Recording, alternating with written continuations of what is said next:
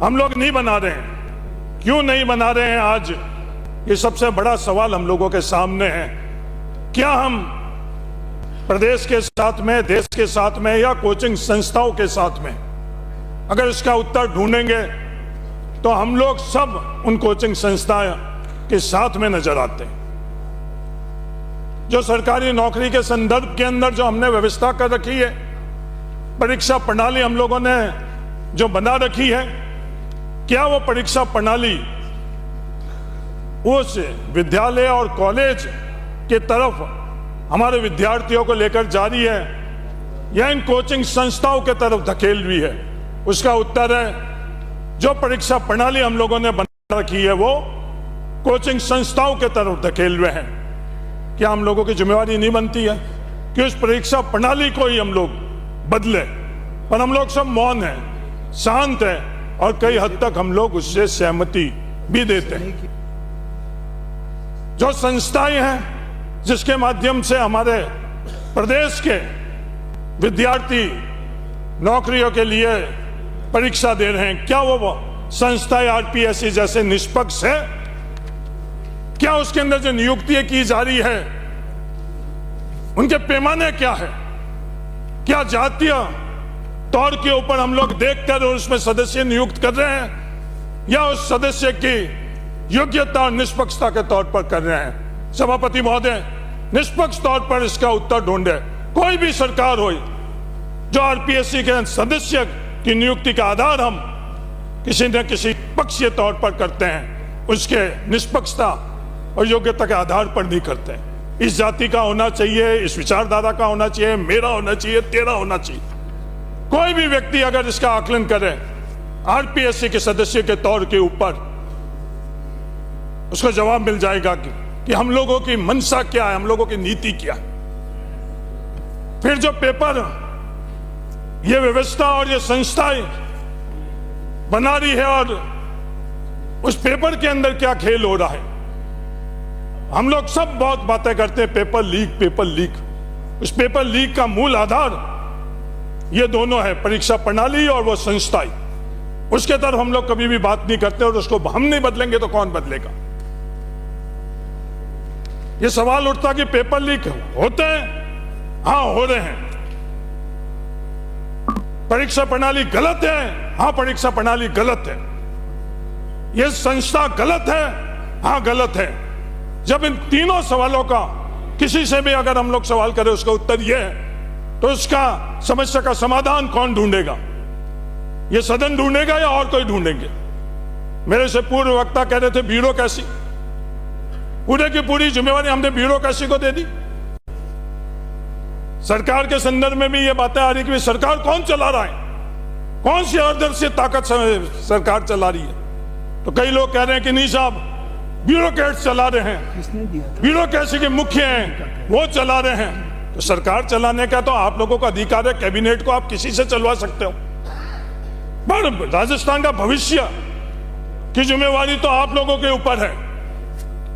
सिर्फ आप उन ब्यूरोक्रेट के ऊपर छोड़ोगे या वो आप खुद निभाओगे? ये जिम्मेवारी आपको निभानी चाहिए कि ये जो व्यवस्था हमने इसके संदर्भ में करी है। सभापति महोदय, पूरी दुनिया अच्छी तरह से जान रही है और प्रचार प्रसार भी हो रहा है और हजारों करोड़ रुपए कल ही देश के प्रधानमंत्री जी ने एक सेमीकंडक्टर के बारे में अपनी उपलब्धि दुनिया को बताई।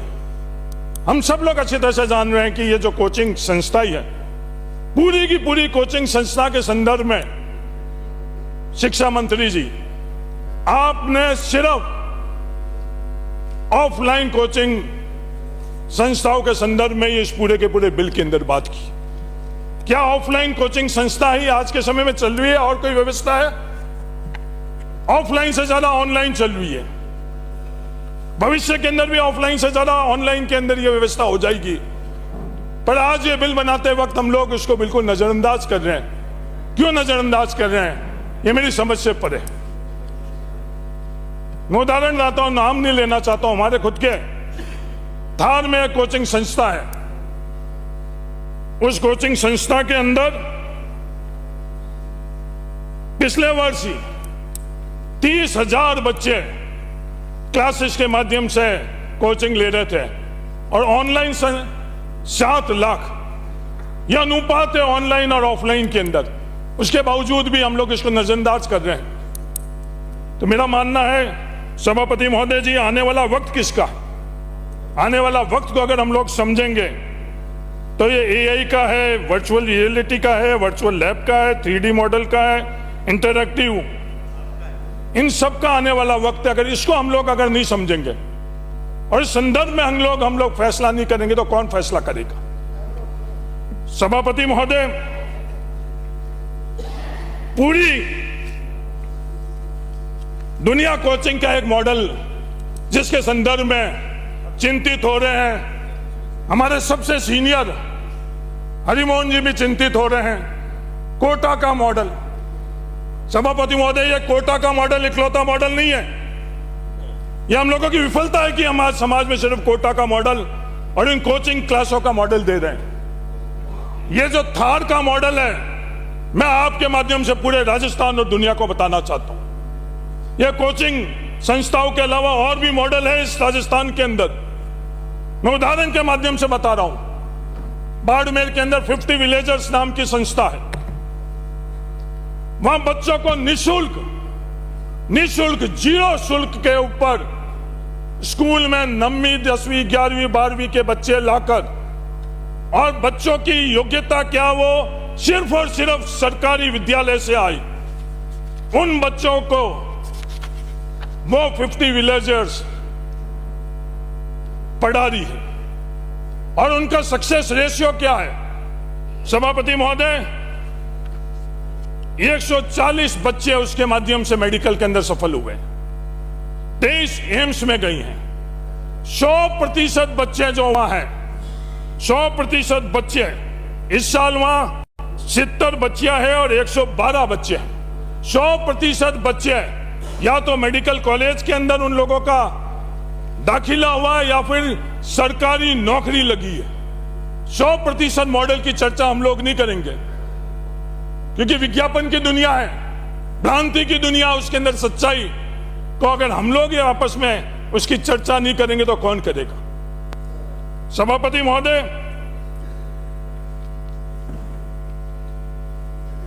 अपनी इसके अलावा सदस्य अपनी बात जल्दी समाप्त करेंगे तो दूसरे बहुत सारा सभापति महोदय, इन कोचिंग क्लासों के लिए तो पूरी व्यवस्था हुई हुई है। उनकी बात के लिए पूरा का पूरा तंत्र लगा हुआ है, उनके संरक्षण के लिए पूरा का पूरा तंत्र लगा हुआ है। पर इस राजस्थान के उन नौजवानों के लिए कौन लगेगा सभापति महोदय अगर आप संरक्षण नहीं दोगे तो? ये इकलौता मॉडल नहीं है। बाड़मेर के अंदर एक वीरेंद्र धाम का मॉडल है। हेमाराम जी चौधरी ने अपने स्वर्गीय पुत्र के नाम से वो कराए। पूरी की पूरी उस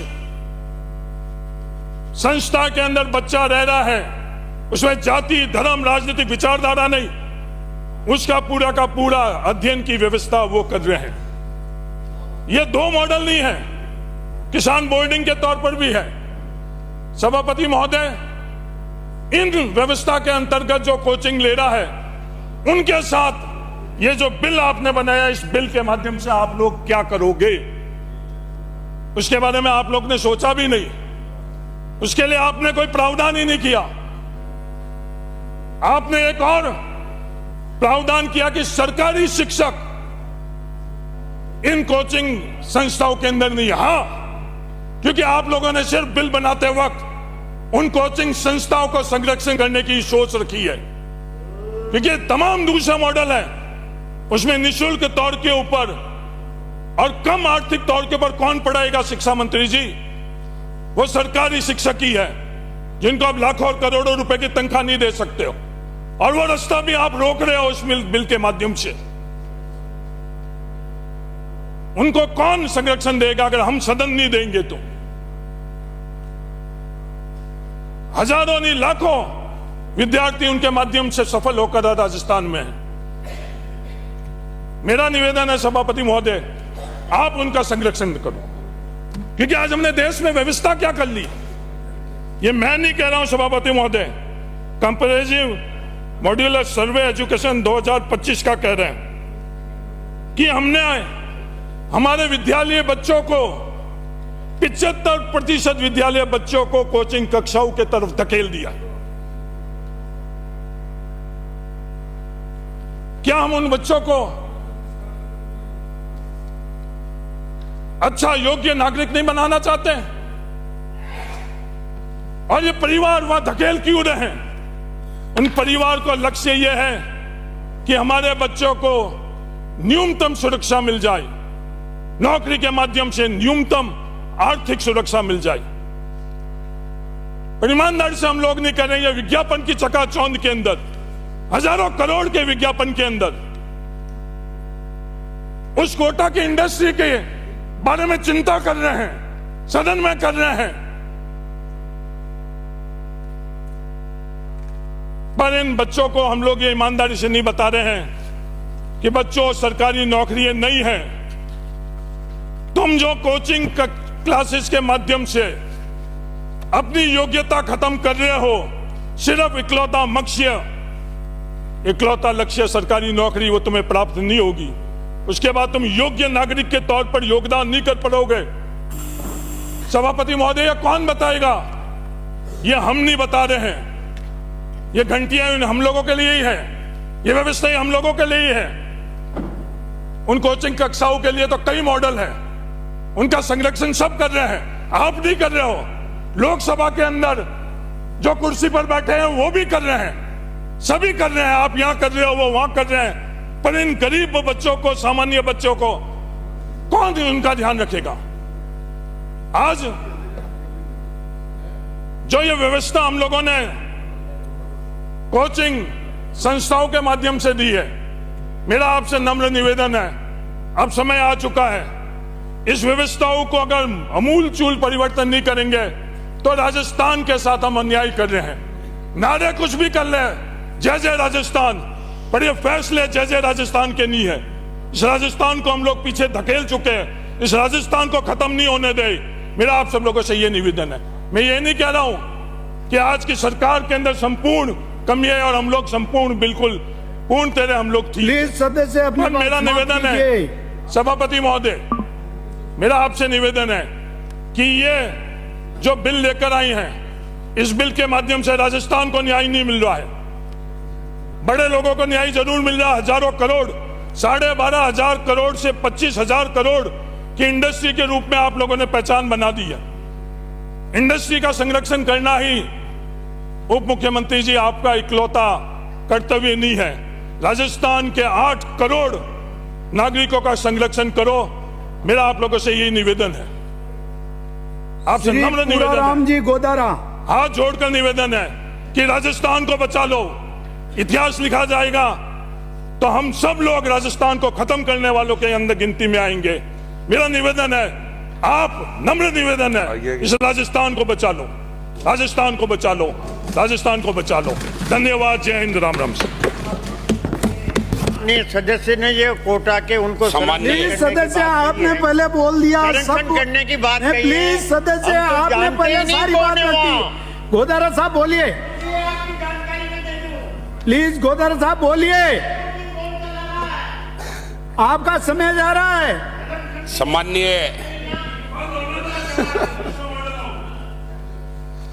सम्माननीय सब